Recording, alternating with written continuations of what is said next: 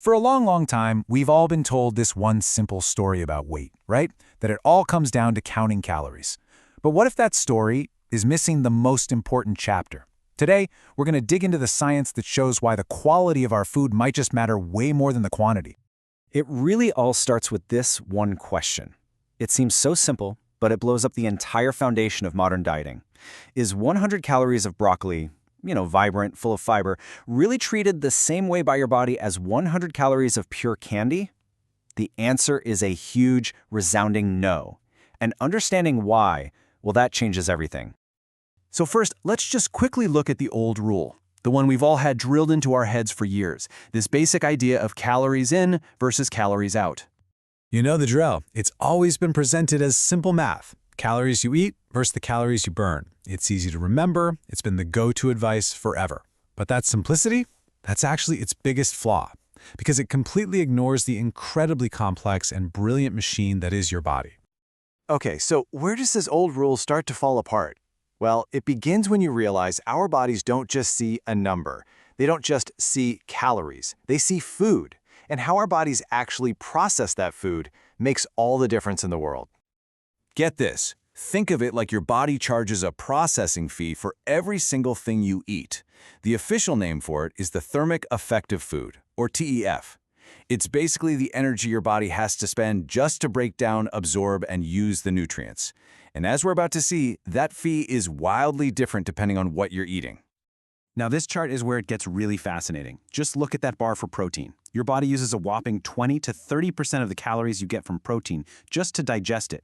Now compare that to carbs, which are only around 5 to 10%, and fat, which is almost zero. This means 100 calories of chicken doesn't actually give you 100 usable calories. You've already paid that huge processing fee right off the top. And it's not just about the energy you burn digesting. It's also about the messages that food sends to your body. Eating refined carbs and sugars is kind of like sending out a panic signal. Your insulin spikes, which is a hormone that tells your body, hey, store fat, and then it crashes, leaving you hungry all over again. But protein and fiber, they send a totally different signal. It's calm, it's steady, it gives you stable energy and tells your brain, hey, we're good here, we're full. That whole hormonal response we just talked about, well, it leads us directly to one of the most powerful and honestly overlooked parts of all of this, the fullness factor. It's so important, scientists even have a name for it, the satiety index. So this is the satiety index, and it's brilliant. Researchers gave people different foods with the exact same number of calories and then just asked them how full they felt. And look at the difference. Calorie for calorie, a boiled potato is one of the most filling things you can possibly eat. A donut, on the other hand, barely makes a dent. You could eat 300 calories of potatoes and feel great for hours, or eat 300 calories of donuts and be hunting for your next snack in 30 minutes. And this is exactly why nutrient density is such a huge deal. Whole foods do so much more than just give you energy. They give your body the actual building blocks it needs to keep your metabolism running right, they help you feel full, they fight inflammation, and they improve your gut health. It's the difference between being nourished and just being filled up. And that brings us to one of the most exciting new frontiers in nutrition science, your gut microbiome. Yeah, we're talking about the trillions of tiny helpers that are living inside of you right now. That's right, your gut microbiome.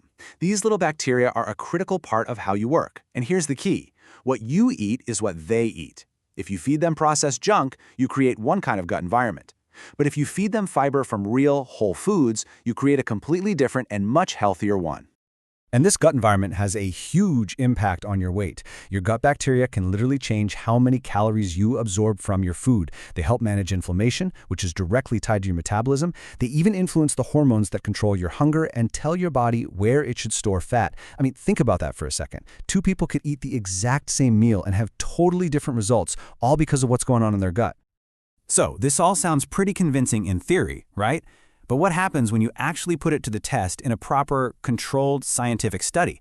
Well, the results are stunning. 500.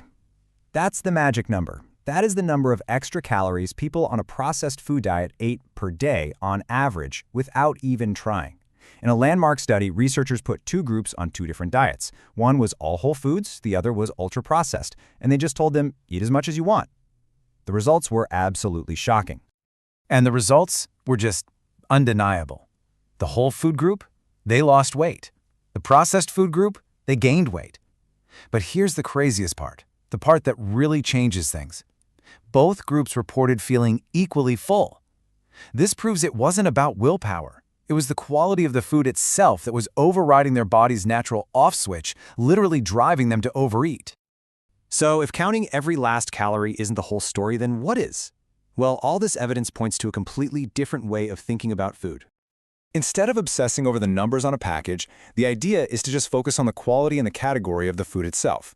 Are you eating whole proteins? Are you getting fiber from vegetables and fruits? Are you eating healthy fats from real sources like nuts and avocados?